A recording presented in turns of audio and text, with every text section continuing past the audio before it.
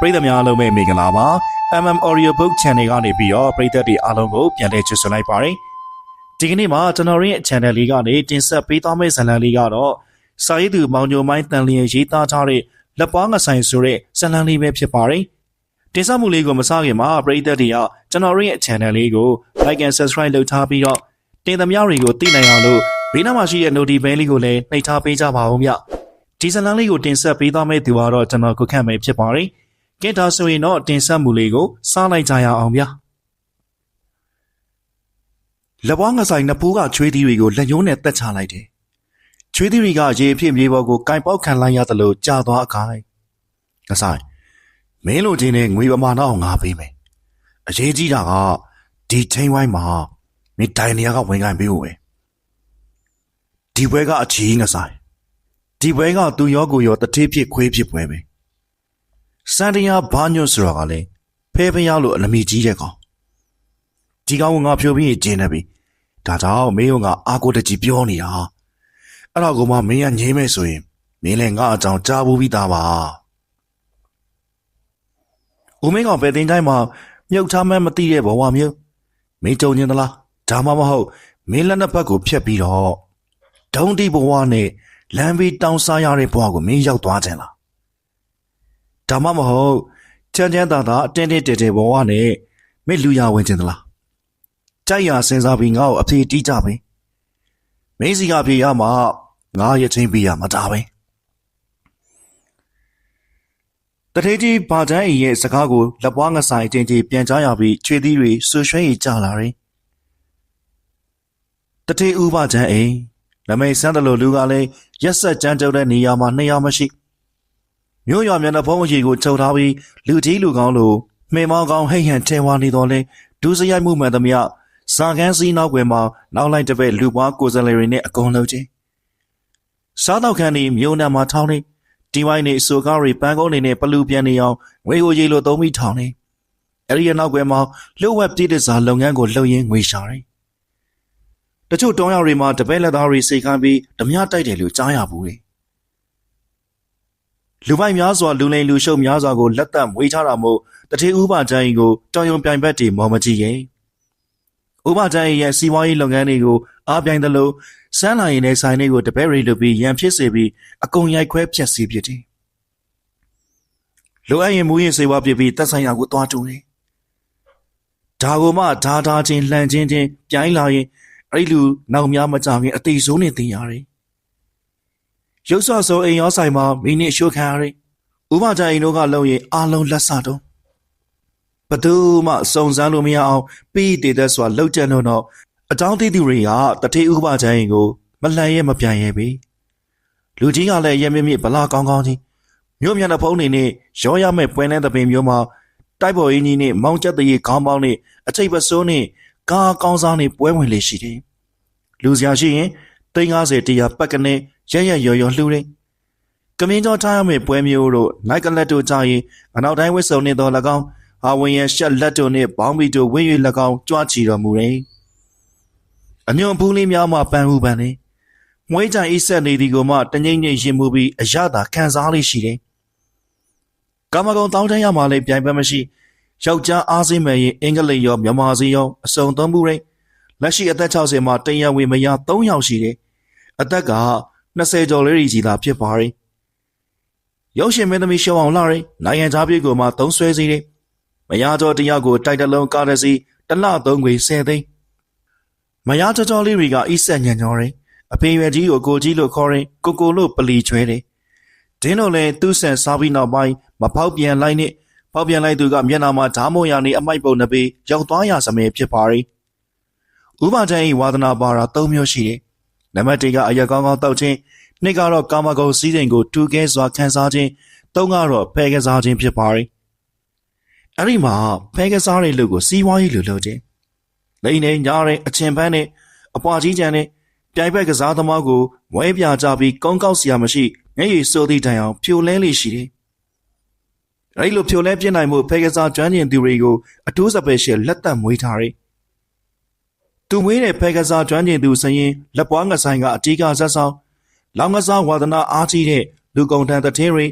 စည်းစိမ်ပြတ်သွားအောင်ပညာပြခဲ့သည်ကလက်ပွားငဆိုင်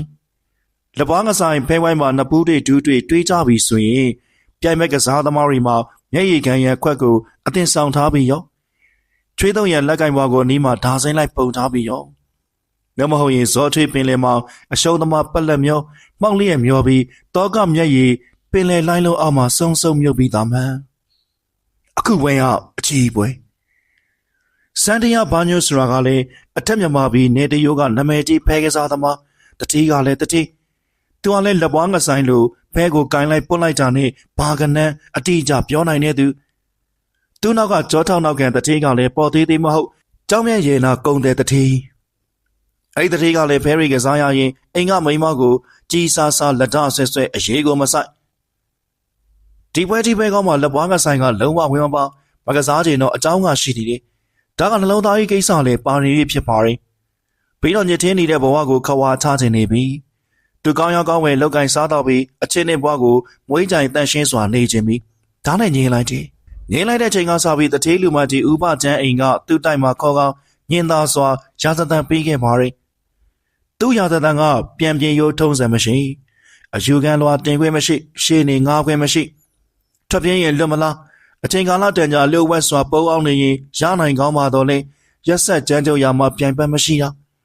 သူ့အာခံရင်ကျူပင်ခုတ်ကျူငုံမကြံနေလန်ရှာပြီးရှင်းပြလေးရှိတဲ့ဥပကျန်ရဲ့ခြေလန်းတွေကနိုင်ငံရခြားမပြောနဲ့မဟာအဝီစီငရဲပြီနဲ့ဒဲဦးအောက်မှာပုံနေသည့်တိုင်အဝီစီအရောက်လူသက်သမားငါပြီးအကြောင်းပြမယ်ဆိုတာကိုလက်ပွားငဆိုင်သိရတဲ့အခါကြက်သိမ်းပြန်ထားခဲ့ရပြီးခေါင်းနှပန်းကြီးခဲ့ရပြီးနှလုံးခုန်တန်တို့စာဖို့အမြင်ရထားငါးစင်းအပြိုင်ပေါင်းနေတယ်လို့မြည်နေတယ်ဘယ်လိုလုပ်ရမလဲ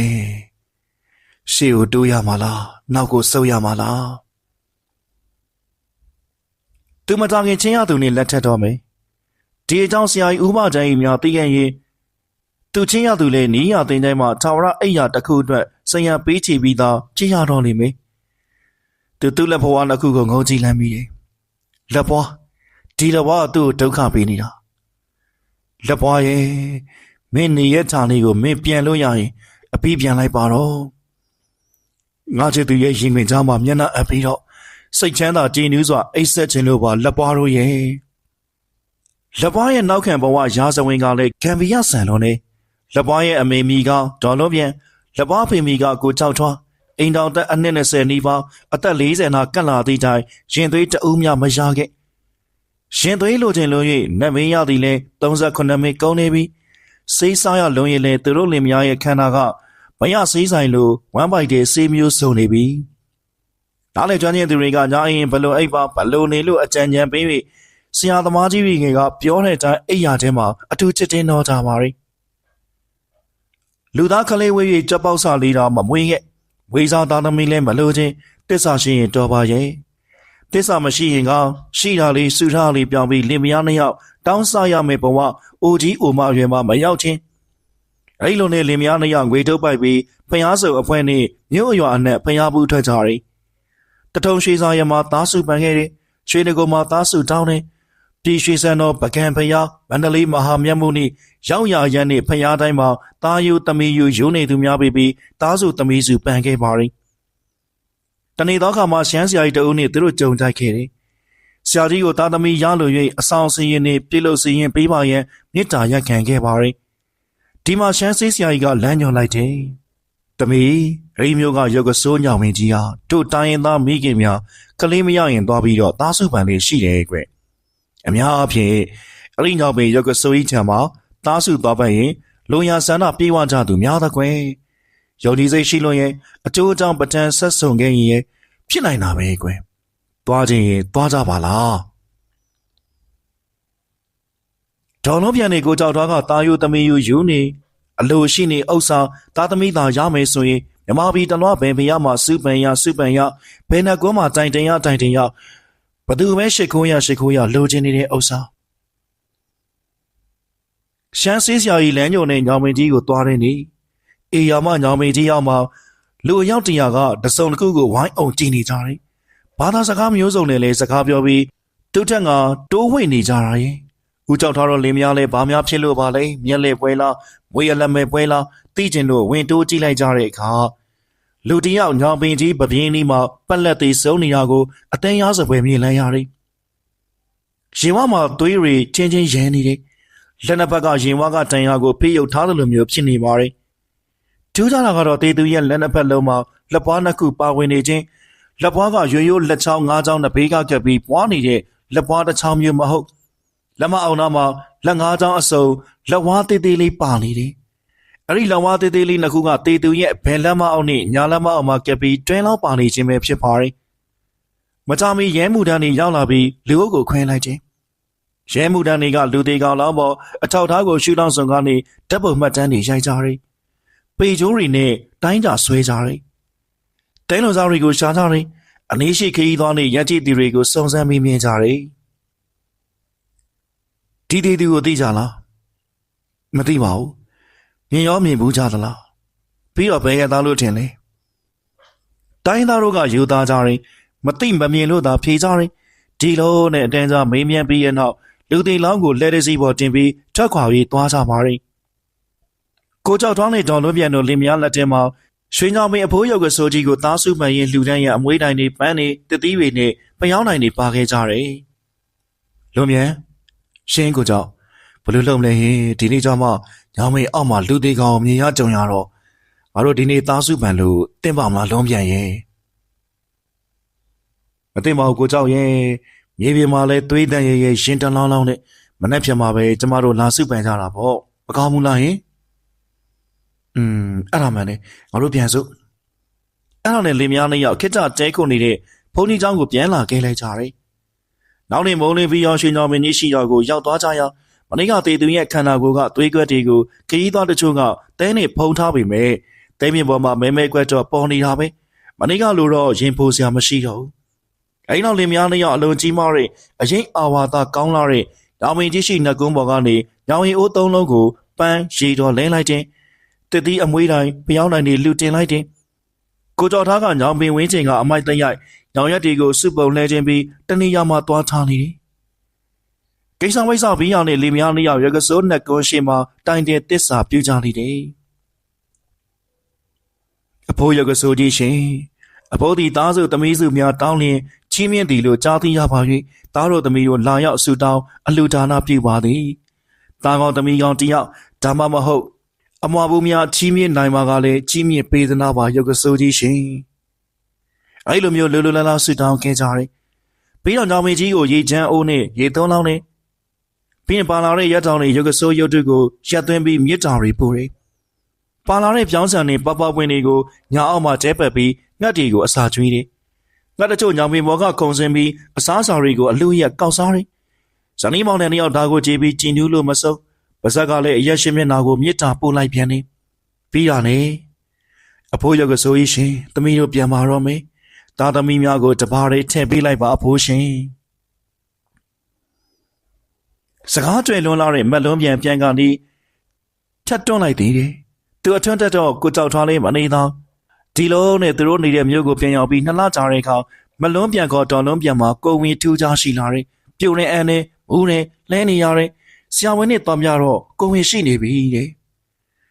အိုးဝမ်းသာလိုက်ကြတာညမကြောင်မီကိုဝင်သားရလာတယ်မြို့စိမ်းရုံမှာအတင်းဖျားရင်အမွာဘူးတဲ့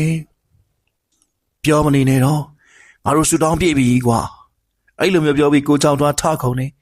အဲ့နေရဆောက်ပြီးဖျားတယောက်လောက်ကိုပို့လို့ချင်းအဲ့လိုနဲ့ကိုလာကျော်စားပြူတဲ့အခါမလွန်းပြန်မိဖွားရင်စိမ်းရုံတန်ရတယ်အသက်40နာနီမှကိုဝင်အမွာဘူးလည်းရဲ့ဝင်းရခတ်နေတာကြောင့်ဒီ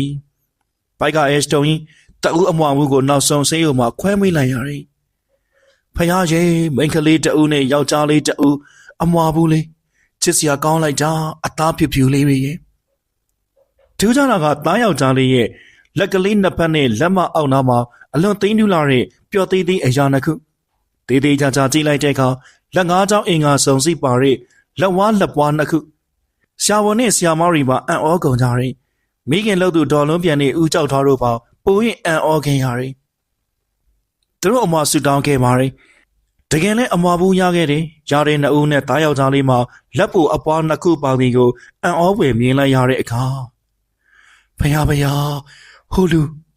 လူ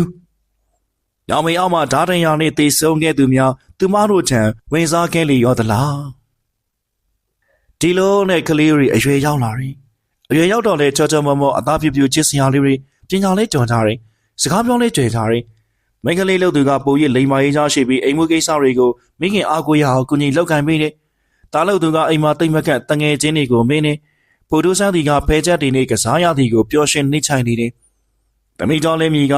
ခင်လွန်းပြန်ရွှေသားကျောင်းလေးမြီကချစ်လွန်းဆိုင်တို့တော်များကမောင်ချစ်လွန်းဆိုင်လို့မကောင်းလက်ပွားလို့ခေါ်ကြတယ်တချို့ကမောင်ဆိုင်လို့ခေါ်ကြတယ်လောင်လာသမားဖြစ်မှဆိုပြီးမိဘနှစ်ပါးကအမျိုးမျိုးဆုံးမပဲ့ပြင်ပါတော့လဲမောင်ချစ်လွန်းဆိုင်ခေါ်မောင်ဆိုင်ခေါ်လက်ပွားက10နှစ်ရောက်မှပေါင်းနှင်းစုံပြီးပဲသမားလောင်ကစားသမားဖြစ်သွားခဲ့တော်တယ်တမီးလုံးမြတ်ရွှေကကျောင်းပြရနဲ့တူနာပြူတင်တန်းတက်ပြီးတူနာပြူဆီယာမလုပ်ငန်းနဲ့နိုင်မြုံလေးမှာတာဝန်ကြတယ်မောင်ဆိုင်ကလက်ပွားကတော့မိတော့ပင်ရိုက်ရိုက်ဆဲဆဲစုံမထိန်လို့မရတဲ့ဖဲသမားဘဝကိုရောက်သွားခဲ့လေတယ်မောင်ဆိုင်ကမိမနှစ်ပါးများစွာစိတ်ညစ်ရတယ်စိတ်ညစ်ရသည်မှာမိဘဝင်လေးကိုထိုင်ဖြုံးလောင်ကစားလုံနေပြီမဟုတ်လက်ပွားမောင်ဆိုင်ဖဲကစားရင်ဝေများသိန်းတောင်းချီ၍အနိုင်ရလာတော့ကြောင့်ဒီမောင်ဆိုင်နေမဆန်နေရောငါတို့မလို့ချင်ဘူးအမေတို့မလို့ချင်ကျွန်တော်ဒီငွေတွေဘာလို့အောင်လဲပြောနေဖဲလဲမကစားနဲ့ငါတို့ဖဲသမားအဖေအမေအခေါ်မခံနိုင်ဘူးမင်းတနေ့အဲ့ဒီလောင်ကစားကြောင့်အပန်းစည်းခံရလိမ့်မယ်သိရင်လားလူမရဲ့ယောက်ျားလေးပဲမင်းဘာယောက်ျားဟုတ်လားယောက်ျားဆိုတော့ကိုနေဘလို့ခံယူထားလဲပြောပါအောင်လူတက်ကြီးရဲ့လုံရဲခံရမှာယောက်ျားစိတ်တယ်ပဲဗျာဟဲ့လူမိုင်းကနွားရဲ့လုံရဲလို့ခံရတာဟာယောက်ျားအလုံးမဟုတ်ဘူးဒုစရိုက်မကောင်းမှုအကုသိုလ်လုပ်ကိုရှောင်ပြီးသူစရိုက်ကောင်းမှုကုသိုလ်လုပ်နဲ့အများအကျိုးကိုမိသားစုဘဝအကျိုးဆောင်ရွက်နိုင်မှယောက်ျားစစ်ယောက်ျားကောင်းစစ်လို့ခေါ်တယ်ဒုက္ခပါပဲတော့ငါဆူတောင်းမှားခဲ့လွန်ပါပကောလားနင်းကြောင့်ငါတို့ရှက်လွန်းလို့တေးခြင်းနဲ့ဟဲ့လူမရဲ့ဒေါ်လုံးမြတ်ထိမရဆိုမရသားအတွက်ရှက်လွန်းပြီးနေစီမျက်ရည်ကျခဲ့တယ်သူဖဲနိုင်ရလာတဲ့ငွေတွေကိုဒေါ်လုံးပြန်တို့လင်မရလုံးဝမသုံးလက်ပွားငဆိုင်ကလောင်ကစားမှရတဲ့ငွေတွေကိုအပေါင်းအသင်းများနဲ့တူစိတ်ကြိုက်သုံးခဲ့တယ်လက်ပွားငဆိုင်ဘလောက်များဖဲကျွမ်းတယ်လဲဆိုရင်ဖဲချက်ကိုလက်နဲ့ကန်ပြီးဖဲချက်ကိုမလန်မဲမပြောင်းဘဲနဲ့လက်ညှိုးနဲ့ပုတ်ဆန်းလိုက်တာနဲ့ဘာကနန်းဆိုတာကိုတန်းကနေသိတယ်လက်ပွားငဆိုင်ရဲ့လက်ချောင်းလေးတွေကမိမလက်ထက်နူးညံ့နဲ့ချောမွတ်တဲ့လက်ပွားအပေါ်တစ်ခုကဖဲချက်တွေကိုကလဖန်ထိုးလိုက်ရင်လှုပ်လှုပ်နဲ့ရက်တောင်ခက်တယ်လို့ရှိနေတယ်တချို့လောင်ကစားသမားကြီးတွေကငဆိုင်ရဲ့လက်ကနေလက်ပွားနှစ်ခုကလောင်ကစားအကျိုးပေးနေရတယ်ဆိုရင်ဖဲချက်တွေကိုငဆိုင်များကလဖန်ထိုးရင်အနေရှိလူတွေငေးကြည့်ချီကျူးရလေတယ်ရက်တောင်လိုရွှေကနေခင်းပြရင်စဝိုင်းလိုဖြတ်ကနေခင်းပြရင်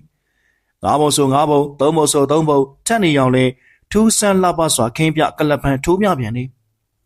ဒါမှမဟုတ်ဘူးအပေါ်နေအောက်လက်တန်းတစ်လုံးကတန်းစီနေပုံမျိုးလဲလက်တစ်ဖက်ထဲနဲ့ခင်းပြနိုင်ရာကတချို့သောတဘာရဲ့ဝါရဲ့ဖဲကစားသမားတွေကလည်းသူ့ကိုဖဲနဲ့မျက်စိရှိသူလို့ခေါ်ကြတယ်တချို့ကဖဲမော်အောင်သူလို့ဆိုကြပြန်တယ်တချို့ကဖဲသမားအတော်မော်ပကေးတည်၍ဝင်စားလာလို့ဆိုကြတယ်ကြည်လေငါးအိမ်ကရင်သူတွေကဒိုင်းကရင်ဟိုလင်းအိမ်မှာဘဏ္ဍပွင့်ဆိုတာသူကအတက်သိနေတယ်။သူ့အိမ်ဘယ်နှပွင့်လဲကိုဖဲမလန်ပဲပြောတော့အားလုံးကိုစားကြရလား။အကောင်များကသူပြောတဲ့အတိုင်းသူခေါ်တဲ့အပွင့်အတိုင်းသူ့ဖဲဖြစ်နေရကိုအချိန်များစွာကြုံကြရပြီးပြိုင်ဘက်ကစားသမားတွေဖုတ်ခါချွေးသုံး၍ပြန်ရတဲ့အချိန်မနေခင်အချိန်မှာတော့သူ့ကိုဖဲညာရိုက်တယ်လိန်ရိုက်တယ်ဆိုပြီးရှုံးသူတွေပြဿနာရှာတော့ကစားဝိုင်းမှာရန်ဖြစ်တယ်။ရကြနဲ့ကြားနဲ့လက်မြန်နဲ့လက်ပွားငဆိုင်ရဲ့လက်ချက်နဲ့ကစားသမားနှစ်ဦးဓာတ်တွခံရပြီးငဆိုင်ချုပ်တဲ့ထောင်ထဲကိုရောက်ခဲ့တယ်။အဲဒီမှာဒေါ်လုံးပြန်တို့သားစောကပ်ပြီးငွေနဲ့အမှုကိုလိုက်ခဲ့ကြရတယ်။တရားဥပဒေကငွေမျက်နှာကိုမကြည့်။နောက်ဆုံးလက်ပွားငဆိုင်ထောင်ကျသွားခဲ့တယ်။ငဆိုင်ထောင်ကျနေစဉ်ကာလအတွင်းဖခင်ဦးကြောက်ထွားကုံကားမောင်းရင်ကားမောက်ရိတ်ကွဲလို့အနှိမ့်ဆရောက်သွားတယ်။ဒေါ်လုံးပြန်လဲသားအပူလင်းအပူသားစောလင်းစောနဲ့အိပ်ရတဲ့စိတ်တဆအနာဆွဲလာတယ်။နေမရောက်နေတဲ့သမီးခင်လုံးပြန်ရွှေကအမေလို့သူကိုလာခေါ်ပြီးနေမစိတ်ကူပေးပါတော့လေမရတော့တာလွမ်းလင်လွမ်းနဲ့ဒေါ်လုံးပြန်ရင်နေစွာအပူသေးစွာကွဲလို့အနှိမ့်စာရောက်ခဲ့ရလေတယ်ဒီလိုနဲ့လက်ပွားငဆိုင်ထောင်ကထွက်တဲ့နေ့မှာအမေလဲလာမကျိုးအဖေလဲလာမတွေ့ညီမလေးလဲမတွေ့မြင်ခဲ့ရထောင်ဘူးဝါကနေခေါင်းငုတ်ထလာပြီးဟိုတီကြည့်နေစဉ်သူ့နှစ်ဘေးကိုနောက်တိုင်းဝစ်ဆုံနဲ့လူနှစ်ဦးလာကြပြီးကိုရိုလာကားလေးတစ်စီးနဲ့ခေါ်သွားတယ်ဒီမှာသူအလွန်ခမ်းနားကြီးကျင်လာတဲ့ တိုင်းရင်ကြီးရဲ့ဧကန်မှာရောက်ရှိနေတယ်။စားကောင်းတော့ဖွယ်ရမကာရီနဲ့ဧကန်ချင်းကိုကြုံတွေ့ခံစားရတယ်။ထောင်တက်ဆုပ်ဆုပ်ပြက်ပြက်ညင်တော်သူ့အနီးမှာအလွန်လှပချောမွေ့တဲ့အရွယ်ပြိုမိမလေးတဦးကလုံနေသေးမရှိဧကန်နေတယ်။မနီတုံးကသူထောင်ထဲမှာပုံစံသမင်းကိုငပိစိမ့်နေစားခဲ့ရတယ်။ကြည်စမ်းအခုနန်းတော်ဓမြအခမ်းအနားလာတဲ့တိုင်းရင်ကြီးမှာစားကောင်းတော့ဖွယ်တွေကိုကိုသိန်းနဲ့တကြိုင်ကြိုင်နဲ့စားတော့ကြည်နူးနေရတယ်။သူနက်ပြည်ကိုများရောင်မောင်းရီရောင်နေသလားမကြခင်လူကြီးတဦးသူ့ရှေ့ရောက်လာတယ်။ထောင်ထောင်ပေါင်းပေါင်းဘလကောင်းကောင်းကြီးမျက်နှာသွင်းပြင်းကအခက်ချမ်းချမ်းဟန်လက်ပေါင်းမောင်ဆိုင်မလားဟုတ်ပါရဲ့ခင်ဗျာဒါနဲ့အန်ကဲရဲ့အမိကဥပကျန်အိမ်နေကွာဥပကျန်အိမ်ဟိုတထေးကြီးဥပကျန်အိမ်ဆိုတာလားယင်ငါလူကကြားဘူးသားကိုဟုတ်တာပေါ့ကွာဒါနဲ့ငါလူထောင်ကထွက်လာရင်ဘာလို့မလို့လဲအဖေနဲ့အမေကိုအရင်တွေးချင်ပါတယ်မတွေးချင်ပါနဲ့တော့ငါလူဗျာဘာဖြစ်လို့လဲဗျာကို့အဖေအမေပဲဥစ္စာအောင်သူတို့မရှိအောင်ဘယ်လိုအမေတို့ပြောင်းသွားလို့လားမဟုတ်ဘူးဆုံးသွားပြီသူတို့နှစ်ဦးနဲ့မင်းဖေကကုံကားမှပြီးတော့ကွင်းလွန်တယ်လို့မင်းမေတော်လုံးမြန်ကတော့မင်းစိတ်မင်းရဲ့ဖေစိတ်နဲ့မန္တလေးကမင်းနှမအိမ်မှာပဲကွင်းလွန်သွားခဲ့ပြီငါလူတထေးကြီးဥပကျန်းရဲ့စကားစုံတဲ့ကသူချုံပွဲချပြီးငိုပလိုက်တယ်အမေနဲ့ဖေကသူ့ကိုအလွန်ချစ်ကြတယ်သူကပြီးခဲ့စကားကိုနားမထောင်ခဲ့အဖေနဲ့မေမကြိုက်တာမှန်သမျှအကုန်လုပ်ခဲ့တယ်အမေကြောင့်ရဲ့နမိတ်ဖက်ခဲ့တယ်လို့သူ့မိုက်ပြင်းနဲ့ထောင်ကြတယ်သူ့အမေနဲ့အဖေကိုရိုးရိုးသားသားလုံအားကားနဲ့ထမင်းတနက်မကြွေးခဲ့ရအခုတော့ကျေးဇူးရှင်မိဘနှစ်ပါးကိုသူ့ကိုဆုံးမစကားပြောရင်အနီးနားမှာမရှိတော့ညရည်တုံးလိုက်ပါငါလူရလူဘဝမှာဒါရီဟာမင်းရောငါရောလူတိုင်းတနေ့မဟုတ်တနေ့ကြုံတွေ့ရင်ဆိုင်ရမယ်အနိစ္စတရားပါအရေးကြီးတာကငါလူရဲ့အသက်ရှင်နေထိုင်ရေးကိစ္စကဲအခုငါလူထောင်ကထွက်လာပြီငါလူဘလို့လောက်ကင်စားတော့နေထိုင်မလဲပြောပါဦးမသိသေးပါဘူးအငယ်ရဲ့ကောင်းပြီငါလူဘာလုပ်ငန်းကျွမ်းကျင်ခဲ့တယ်လဲပြောစမ်းရက်စစ်ကျွမ်းကျင်သလားလက်သမားလှုပ်တတ်သလားထမင်းကြံဟင်းချက်ရောရလားမတတ်ပါဘူးတကားမှလည်းမချက်ဘူးဒါဆိုဦးကလှုပ်ပြီးရင်လှုပ်မှာလားဘာလိုမျိုးလဲရင်ငါလူက10တန်းမအောင်သေးဘူးလို့စုံစမ်းသိရှိရတဲ့အတွက်အလုပ်ချမ်းမရမှာပေါ့အလုပ်ချမ်းအဲ့ဒီအလုပ်မျိုးတခါမှကျွန်တော်မလုပ်ဘူးထောင်ထဲမှာစမ်းဤစားဤတီတောင်ထမ်းခဲ့တာဥစ္စာကိုကွာအထောင်ထဲမှာထောင်ကြနေလို့ဗျအခုအပြင်ကိုပြန်ရောက်ပြီဥစ္စာဒီလိုပင်ပန်းနေလို့လုံးဝမလုပ်တော့ဒါဆိုငါလူဘာလုပ်ငန်းကျွမ်းကျင်တယ်လဲပြောပါဦးဟိုရင်းဗျာပြောပါအေးပြောပါဦးကငါလူကျွမ်းကျင်တဲ့လုပ်ကိုဝိုင်းဝန်းဖေးမှကူညီလို့ရရင်ကူညီခြင်းလို့ပါလက်ဝါးအိမ်ရှင်လူကြီးတထေးရဲ့မျက်နှာကိုမဝင်မရဲကြည့်ပြီးပြောတယ်မပြောတယ်စဉ်းစားနေပါရဲ့ပြောလေဟိုဖဲရိုက်တဲ့အလုပ်တမောင်ရင်ကျွမ်းကျင်တဲ့အလုပ်တဲ့လားလက်ဝါးလူကြီးရဲ့ရည်တန်းကြောင့်အဆက်တလို့ဖြစ်ချေတယ်သူကများထင်သေးသွားပြီးအိမ်ပေါ်ကမောင်းချမှာလားဒီလူကြီးကိုသူတခါမှမမြင်ဘူးမသိဘူးခေါ်လာပြတာဒီရင်ကြီးပေါ်ရောက်လာရတယ်ဘာရွယ်ချမ်းနေခေါ်လာကြမဲ့လုံးဝမသိမောင်ရင်ဖဲကစားကျွမ်းကျင်နေဟုတ်လားဟုတ်ပါတယ်ဘလောက်များကျွမ်းကျင်လို့လဲကွယ်အကဲမှာဖဲထုတ်သိရှိလားရှိရင်ဖဲထုတ်သိကိုချလိုက်ပါကြိုက်ရဖဲချက်ကိုဆွဲလိုက်ကျွန်တော်ဖဲချက်ကိုကန်ပြီးဒါပါကနန်းဘာပွင့်လဲပြောလိုက်မယ်အကယ်၍လွဲချော်သွားရင်ရောကွာကျွန်တော်ကိုဒီဘောကနေချက်ချင်းမောင်းထုတ်လိုက်ပါခင်ဗျာကောင်းပြီအဲ့ဒီမှာအင်ရှင်တထေးကြီးဥပကျန်းကဗီဒီယိုအန်ဆွဲတစ်ခုကိုဖွင့်ပြီးဖဲထုတ်အသစ်3ထုတ်ချလိုက်ပါရင်ဘယ်ဖဲထုတ်ကိုစိန်ခေါ်ခြင်းတလဲမောင်းလက်ပွားကြက်ရထုတ်ကိုလုပ်ပါဒီမှာလူကြီးကဖဲထုတ်သစ်ထုတ်ပြီးပါကင်ဖွင့်လိုက်ပြီးစပယ်ပေါ်မှာကလပ်ပန်ထိုးပြလိုက်တယ်ဖတ်ဆိုသလိုဖဲချက်တွေကစောင်းဝိုင်းပုံစံဖြစ်သွားတယ်လူကြီးကသူ့လောက်ရက်ကိုပြပြီးတော့ပြုံးနေတယ်လက်ပွားငဆိုင်ကလူကြီးခင်းထားတဲ့ဖဲချက်တွေကိုရုပ်ကြီးဆူစီးလိုက်ပြီးအပေါ်ကိုမြောက်ပြီးတော့ကလပ်ပန်ခင်းချလာရင်းနဲ့စပယ်ပေါ်ရှိဂရီမာစားတွေပေါ်မှာလိပ်ပြတကောင်ပုံသွင်းပေါ်သွားရတယ်လူကြီးကတော့အားရကျင်နဲ့စွာပြုံးလိုက်လိတယ်အကဲကြိုက်ရဖဲချက်ကိုဆွဲလိုက်ပါ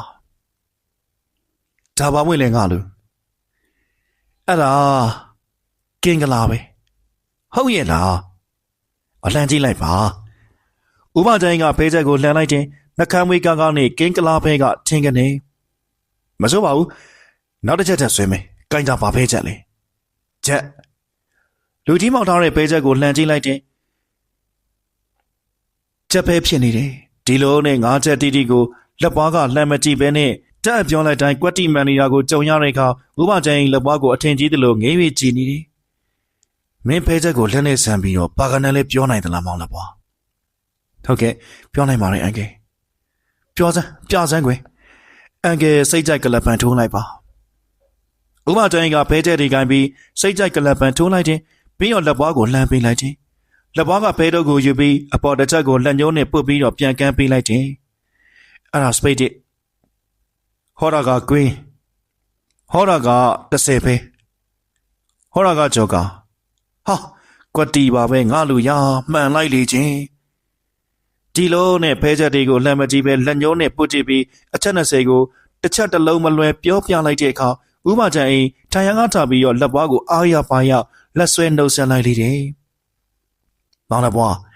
ငါရှာနေတာငါလိုချင်နေတာမင်းလိုလူပဲဗျာငါလည်းဖဲကိုအလွန်ဝါသနာကြီးတာမင်းနဲ့ကလည်းလက်တွဲလိုက်စမ်းပါမင်းမတော်မှမစင်းရဲစီရအောင်မင်းကိုဘလို့လူမှမျက်စောင်းထိုးမကြည့်ရဲစီရအောင်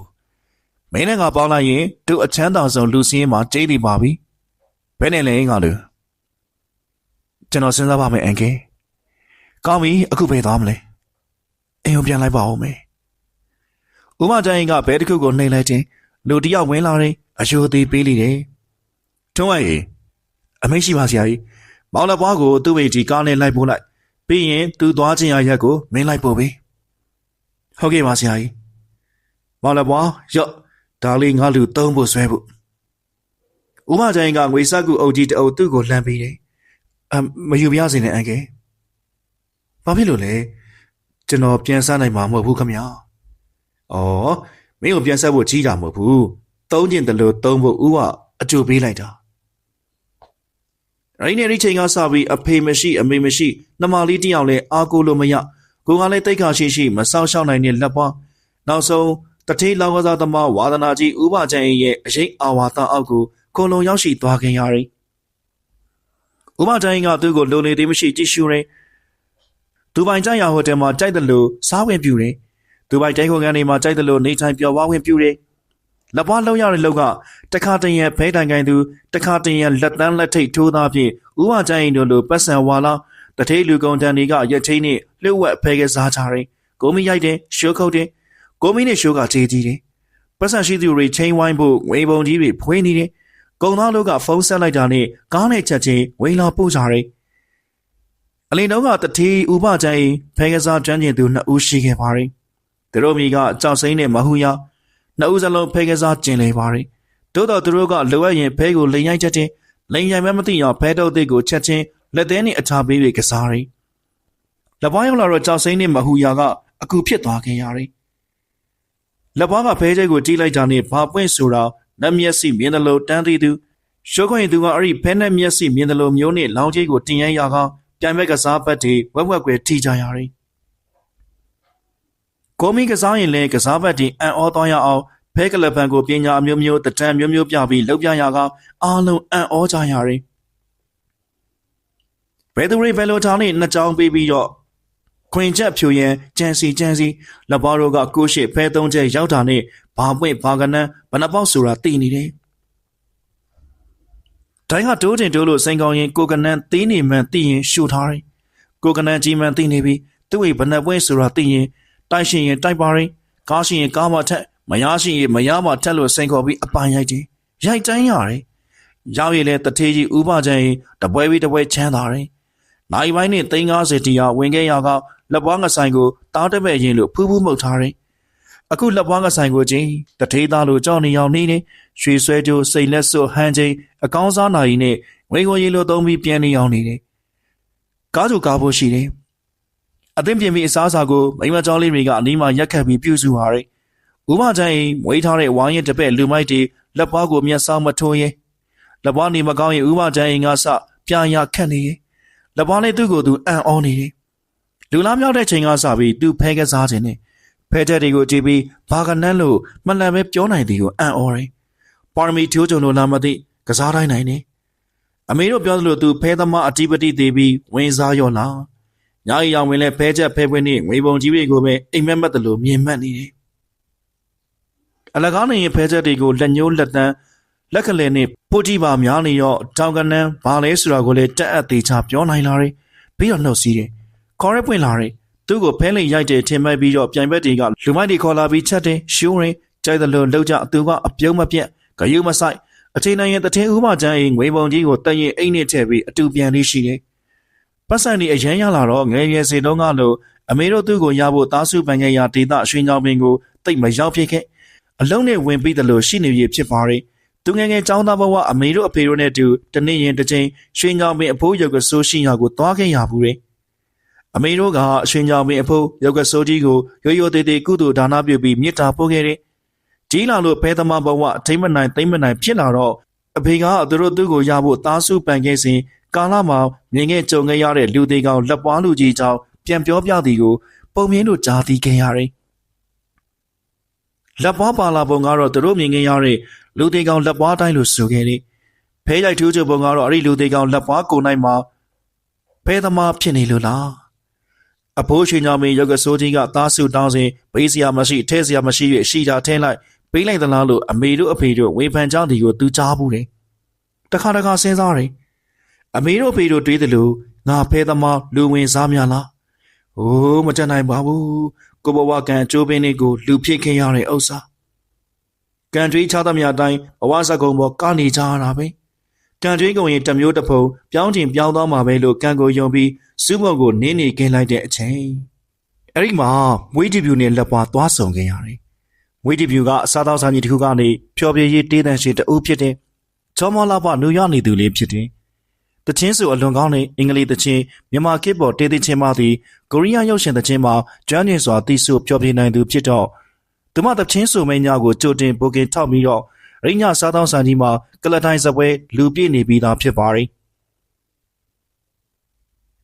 ရင်ကလေးခါခါးလေးလဲလဲနဲ့ဆူလိုက်တဲ့ဟန်ဘန်မူယာလေးကယောက်ျားတိုင်းတို့ရင်ကိုကင်လုံးလိုက်တယ်လို့ဖြစ်နေတော့လက်ခုပ်တန်းတွေပလူပြန်နေတယ်လို့စူပန်းကုန်းတွေပန်းစီတွေကဖွေးဖွေးလှုပ်နေတယ်ဒီမှာကဒီစားတော့ဆိုင်မှာတညမှာ9ပုတ်ပဲဖြောပြတယ်စနေတနေ့ကနေညညသာဖြောပြတယ်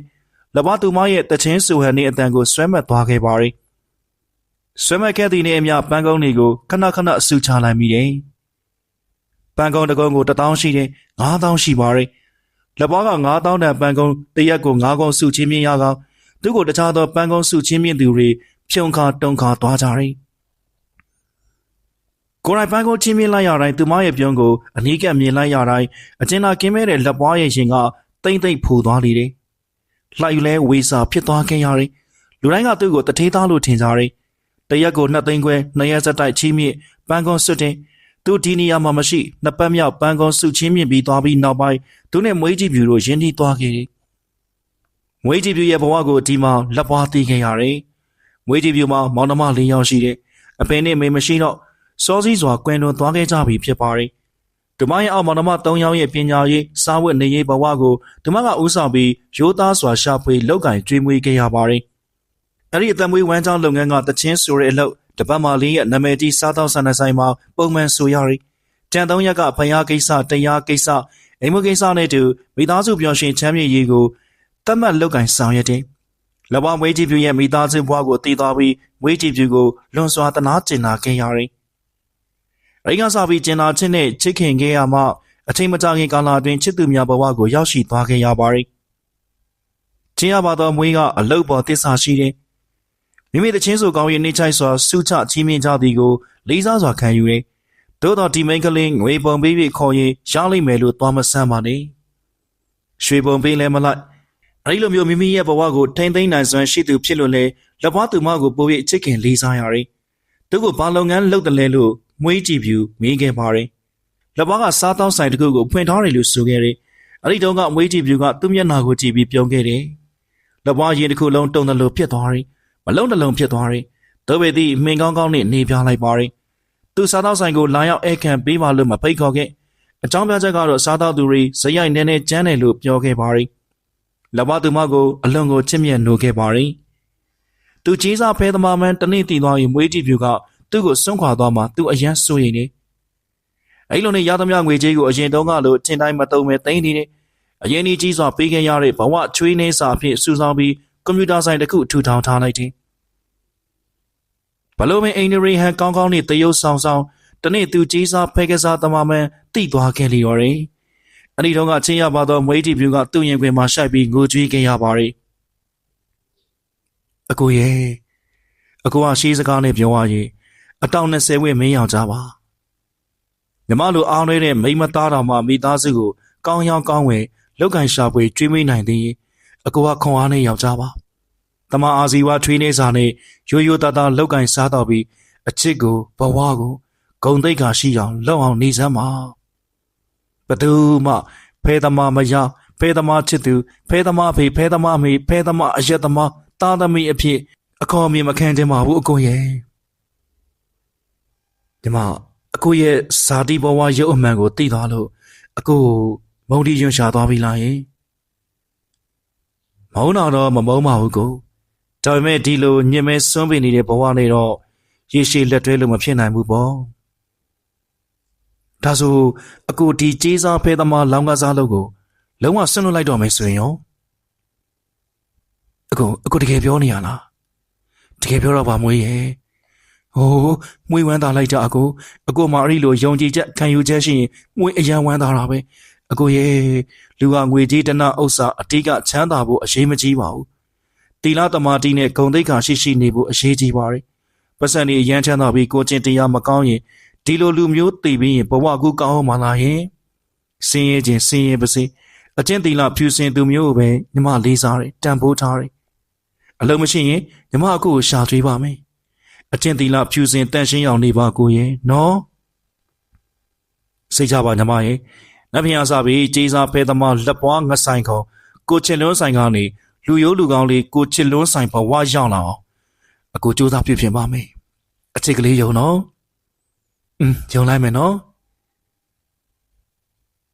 အမှန်တကယ်ကိုချစ်သူကိုချစ်လွန်းပြီးထောင်ရခရီးပေါ်ဖြစ်စိတ်ပိုင်းဖြတ်ထားပြီးဖြစ်တာမို့သူလောင်းကစားဝိုင်းနဲ့အတောက်စားပြောဘားတွေကိုတက်နိုင်သမျှရှောင်ရှားနေခဲ့တယ်ခဏကတော့သူ့သွေးကြောထဲမှာစီးစိတ်ဝင်နေတဲ့ဇာတိစိတ်တနည်းမွေးရပါတတိဆွဲစိတ်အဲ့ဒီစိတ်သွေးလင်ကအချိန်ကျရင်လက်ပွားကိုသွေးထိုးလှုံ့ဆော်နေတယ်သူလောင်းကစားဝိုင်းနဲ့မချင်းကပ်မိအောင်စိတ်ကိုထိန်းထားလိုက်တယ်သို့တော်လက်ချောင်းများမယုံမရအဖြစ်လာတယ်သူ့ကိုတစုံတဦးကပူးဝင်ချင်းကပ်ပြီးလှုံ့ဆော်နေတယ်လို့မျိုးခံစားရတယ်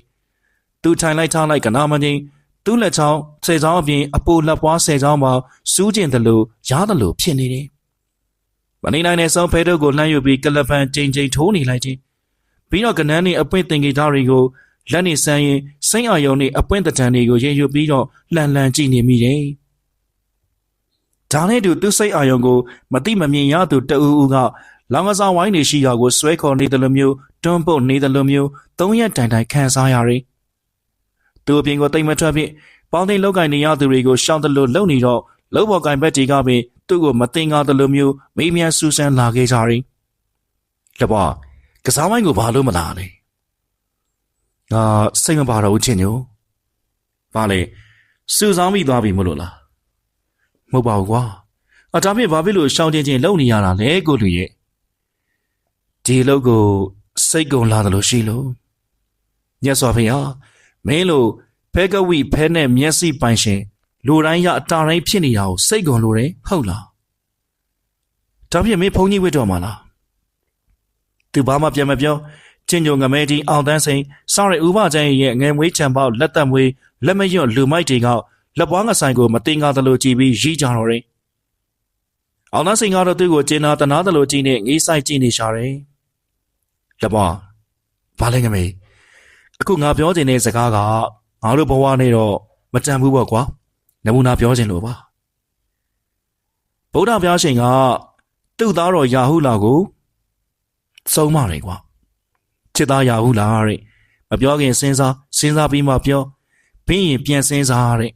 အဲ့ဒီအတိတ်ပဲနားလေလားကိုလူနားလေကို့အနာဂတ်ဘဝကိုတွေးလက်ပွားမင်းရတကောင်ကျွတ်လို့ကောင်းလောကကံမဲတွေကလက်ပွားကိုတတိပေးတယ်လို့စုံမတယ်လို့စကားပြောပြီးထွက်သွားကြတယ်အလင်းမအောင်တန်းစိန်ကသူ့ဘက်ကိုလှည့်ပြီးလက်မထောင်ပြသွားတယ်ဘာအတိတ်ပဲများပါလဲ လက်ပွားစိတ်တွေ3ရက်တိုင်ကနာမငိမ့်သူညပဲစဉ်းစားမိရဲ့မိမိဟာဖဲဝိဇ္ဇာများတည်ပြီးဝေစားလာတာလားလို့သူမိဘမျိုးရိုးမှာဒီလိုပါရမီထူးချွန်တဲ့လောင်ကစားသမားဖဲသမားတအုံးမှမရှိသူငယ်စဉ်ဘဝပုံရိပ်တွေကိုအိမ်မပြော်တပြော်ကပြန်မြင်ရောက်လာတယ်အိမ်မက်လုံးလုံးလွင့်မျောနေတယ်လို့အမေတို့နဲ့သူတို့မောင်နှမတနေ့တစ်ချိန်ရွှေညောင်ပင်အဖိုးရုပ်ကစိုးနှကွန်းကိုတွားရောက်ကြပြီးအဖိုးရုပ်ကစိုးကြီးကိုအလူဒါနပြု၍အမေကကျေးဇူးတင်စကားပြောနေတဲ့ဖြစ်စဉ်သူကရွှေညောင်ပင်အဖိုးရုပ်ကစိုးပေးထားတဲ့သားတဲ့ညီမလေးကလည်းရွှေညောင်ပင်အဖိုးရုပ်ကစိုးပေးတဲ့သမီးတဲ့အဖိုးရုပ်ကစိုးရဲ့အဖိုးပေးလိုက်တာမှန်ခဲ့ရင်ကျွန်တော်ကိုဘာလို့နာမည်ကျော်ဖဲသမားဖြစ်အောင်လုပ်ပြီးညီမလေးကိုကြတော့လိမ္မာရေးချရှိတဲ့လူအသက်ကပညာတတ်သူနာပြုဆရာမဖြစ်အောင်ဖန်တီးရတာလေရင်ဒီလိုတည်းသူဝင်လာတယ်ဟုတ်တော်ရှိမဟုတ်တော်ရှိသူဆုံးဖြတ်ချက်တစ်ခုချလိုက်တယ်လက်ပွားမေတို့သားစုပန်ခဲ့တဲ့မြို့ကရွှေညောင်ပင်ကြီးရှိရာကိုအရောက်လာခဲ့ပါတယ်ရောက်လာနေပါလာတဲ့ရေတံမှုကိုဖောက်ပြီးတောက်တော်ရေချမ်းကိုရွှေညောင်ပင်ဖုံးရုပ်ကစိုးနှကုန်းမှာကတ်လူတယ်ပြီးတော့တတိပန်းမအမွေးနိုင်ဖျောင်းနိုင်တွေထုံးညစ်ပြီးစူတောင်းစကားတွေပြောလိုက်တယ်အဖိုးရုပ်ကစိုးကြီးခမညာ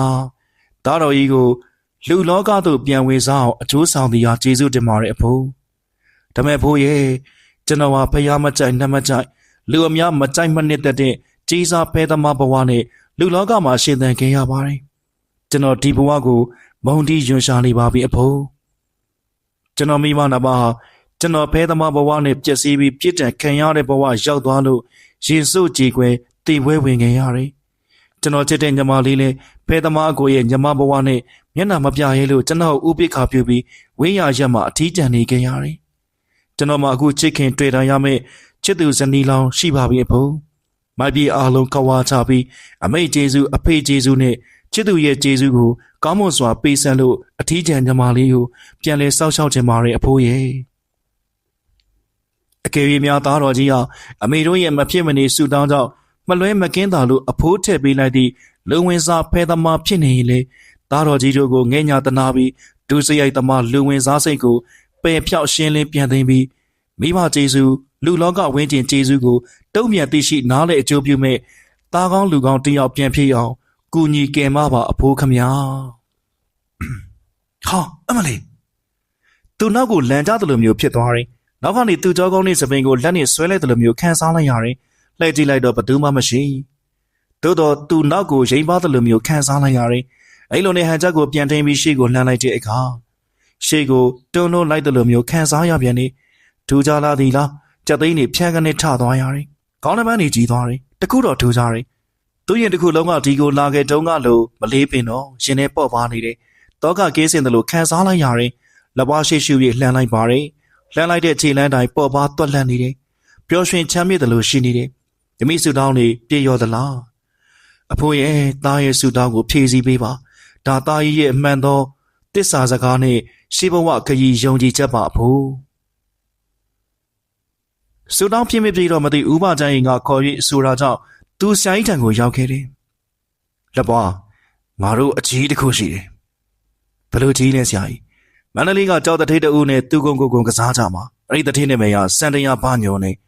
သူကလည်းဖဲမော့အောင်ထားတယ်လို့မျိုးဖဲကစားကျွမ်းကျင်တာလေငါတို့ရချင်းပေးပြီးတော့အပိုင်းတွေ့ကြမယ်ဆရာကြီးဘာလဲလဲပွားကျွန်တော်အဲ့ဒီဖဲလောင်းကစားအလုပ်ကိုမလုပ်ချင်တော့ဆရာကြီးရဲ့ဘာပြောတယ်ဥပကျန်းရဲ့မျက်နှာပေါ်မှာအနီရောင်ဒေါသဖြတ်မြင်လက်လက်ဆင်းပေါ်လာပြီးဝုန်းကနေထားရလိုက်တယ်မင်းဘာချိုးချိုးရလဲဘာလဲစန္ဒယာဘာညို့မင်းအမျိုးလားမင်းစီယာမို့လို့လားပြောလေ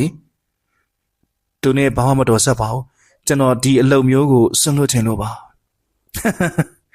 လက်ပွားရစားလို့ကောင်းပြီးအယိုးတော်ရင်းနေမှများဒီအလုပ်ကိုဆွန့်လွတ်ချင်လို့တယ်ဒီမှာလက်ပွားမင်းဒီတစ်ဝက်လုပ်ကိုလုပ်ရမယ်မလုပ်ပြစေနဲ့ဆရာကြီးခင်ဗျာဒီလိုလားငါလူတစ်မျိုးလက်ပွားငါမိတ်ပင်းရင်တသွေးမသိမ်းလိုက်နာမှသဘောကျတာအေးငါမိတ်ကိုစန့်ကျင်ရင်လဲစန့်ကျင်တဲ့သူဘလို့ဘဝမျိုးရောက်သွားရတယ်ဆိုတာမင်းသိပြီးသားပါငါနှစ်ရက်ချိန်ပေးမယ်နှစ်ရက်စီလို့မှငါခိုင်းတဲ့အတိုင်းမလိုက်နာရင်မိမိမနမနောက်ကိုမင်းလိုက်သွားပြီရောသွားစဉ်းစားဆရာကြီးဥပဒေကသူ့ကိုကျင်းဝါချင်းချောက်ပြီးတော့နှင်လိုက်လေတယ်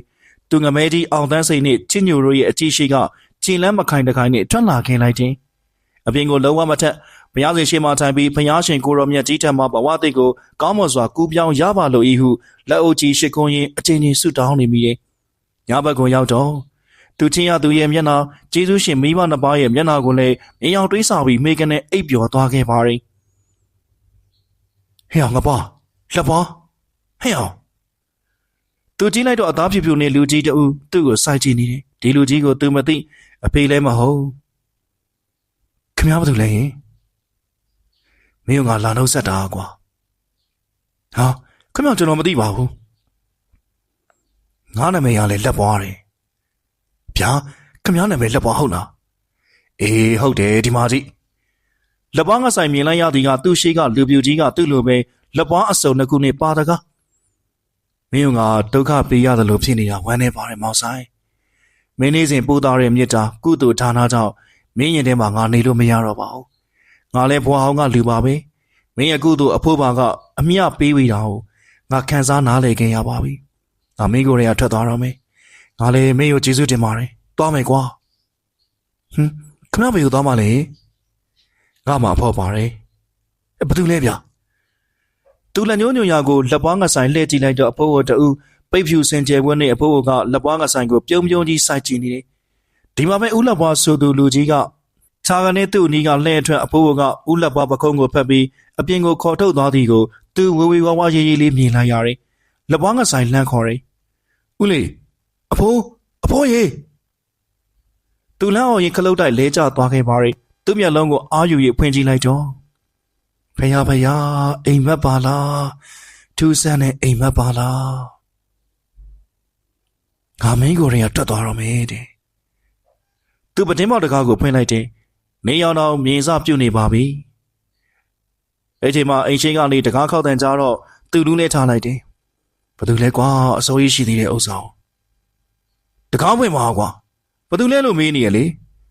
အချင်းညိုတို့ပါချင်းညိုတို့ဆိုရင်သူတကားကိုချက်ဖြုတ်ဖွင့်ပေးလိုက်တယ်အိမ်ရှိမှာချင်းညိုငမဲကြီးနဲ့အောင်တန်းစိန်ဘာကိစ္စလဲချင်းညို